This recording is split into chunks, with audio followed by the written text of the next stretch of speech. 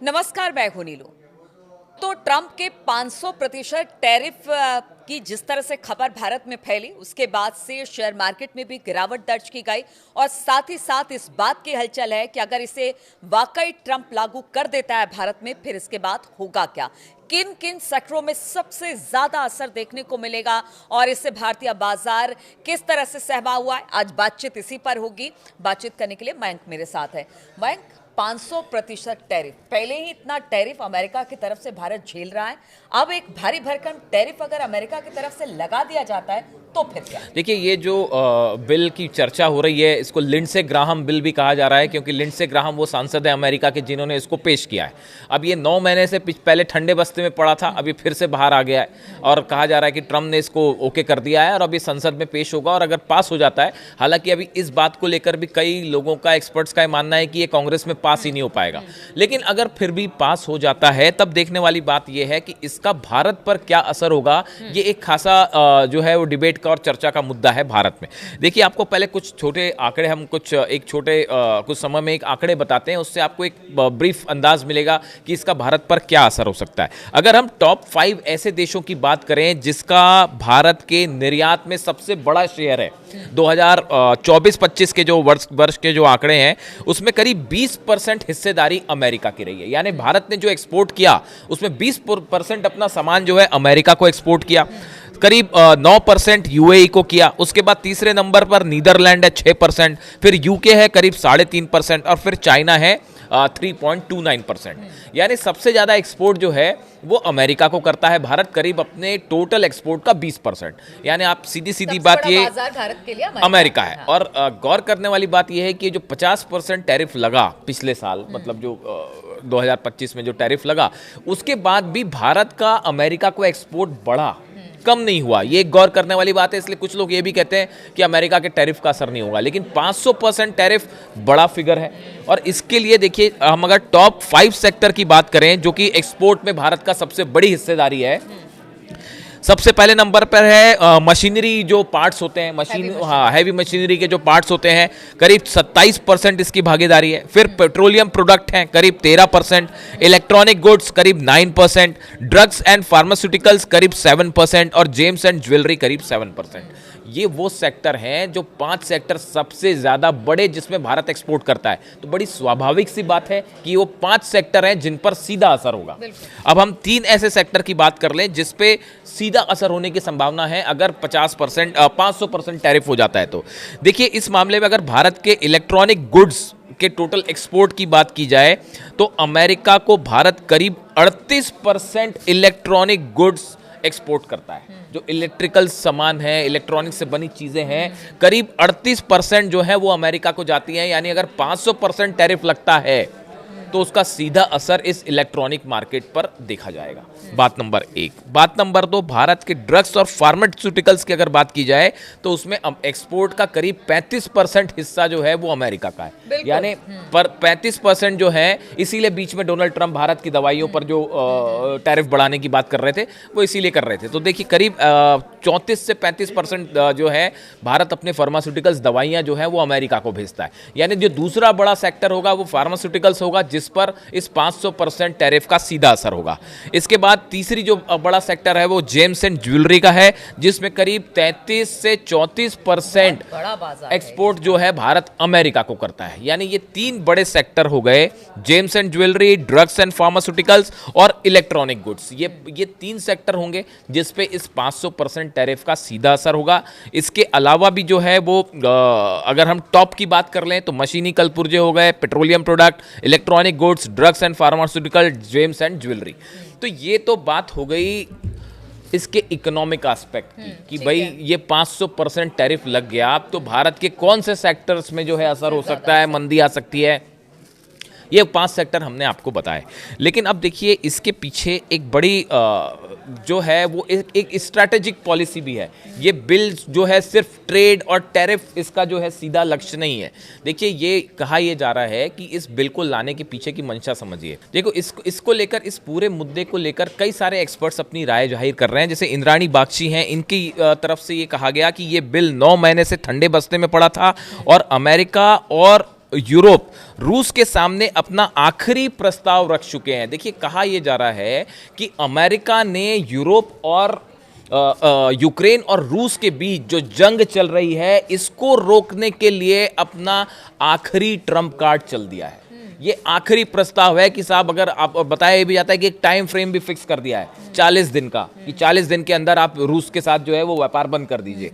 तो कहा यह जा रहा है कि बहुत कोशिशों के बाद, डिप्लोमेटिक कोशिश के बाद ट्रंप जो है वो पुतिन को नहीं मना पाए, यूक्रेन के साथ युद्ध नहीं रोक पाए। तो अब ये आखिरी पत्ता उन्होंने आखिरी दांव चल दिया है। रूस के तेल को लेकर, रूस के तेल को लेकर पूरा खेल है। हाँ। कि कैसे अगर उधर से बात नहीं बन रही है तो इधर से दबाव, हाँ, तो इधर से दबाव बनाया जाए। अब ये बिल आ जाता है तो सबसे ज्यादा 3 कंट्रीज किस पे असर हो रहा है? भारत पर हो रहा है, चीन पर हो रहा है और ब्राजील पर हो रहा है। ये 3 देश ऐसे जो सबसे ज्यादा जो है रूस से तेल खरीद रहे हैं। भारत ने हालांकि तेल रूस से खरीदना कम कर दिया है। ये जो पिछले साल दिसंबर में जो स्थिति थी उसके मुकाबले जून तक के जो आंकड़े आए उसमें भारत ने तेल काफी तेल कम किया है खरीदना। अब देखिए, कुछ लोगों का ये कहना है कि ये असल में रूस और यूक्रेन का युद्ध रुकवाने के लिए ट्रंप का आखिरी दांव जो है वो उन्होंने खेल लिया है। अब सवाल भारत के सामने कि क्या भारत जो है अमेरिका के इस दबाव के सामने भारत का रुख क्या रहेगा? भारत ने साफ कर दिया है। अब मैं विदेश मंत्रालय के जो प्रवक्ता है उनका बयान सुन रहा था कि भारत जो है वो अपनी व्यवहारिक स्थिति पर अपने देश की जनता की आवश्यकता के अनुसार अपने नेशनल इंटरेस्ट के हिसाब से फैसला लेगा, किसी के दबाव में नहीं आएगा। ये भारत सरकार ने साफ कर दिया है। अब देखिए, इसको लेकर भी भारत को लेकर रुख अलग है और चीन को लेकर अमेरिका का रुख अलग है। आप देखें, चीन जो है वो भी बड़ी मात्रा में रूस का ऑयल खरीद रहा है, लेकिन अभी रूस के ऊपर ऑयल खरीदने की वजह से कोई टैरिफ नहीं लगा हुआ है। ये बड़े गौर करने वाली बात है कि ये जो चीन पर उस हिसाब से नई कार्रवाई की बात हो रही है ट्रंप की तरफ से, जिस तरह से भारत। देखिए, अजय श्रीवास्तव है, ग्लोबल ट्रेड रिसर्च इनिशिएटिव के फाउंडर हैं। इनका कहना है अभी चीन पर रूस की तेल की वजह से कोई टैरिफ नहीं लगा है। ऐसे में सीनेट से अगर ये बिल पास भी हो जाता है तो हो सकता है चीन इसकी पकड़ से बाहर रहे। हो सकता है कि अमेरिका जो है वो चीन पर इसका जो 500% वाला मामला है वो लागू ना करे। इसका बड़ा कारण है जो रेयर अर्थ मिनरल्स हैं चाइना में। देखिए, अगर आप चाइना के ऊपर तो अमेरिका टैरिफ लगाएगा तो चाइना से बड़ी मात्रा में रेयर अर्थ मिनरल जो हैं वो अमेरिका को एक्सपोर्ट होते हैं और चीन उनको रोक देगा।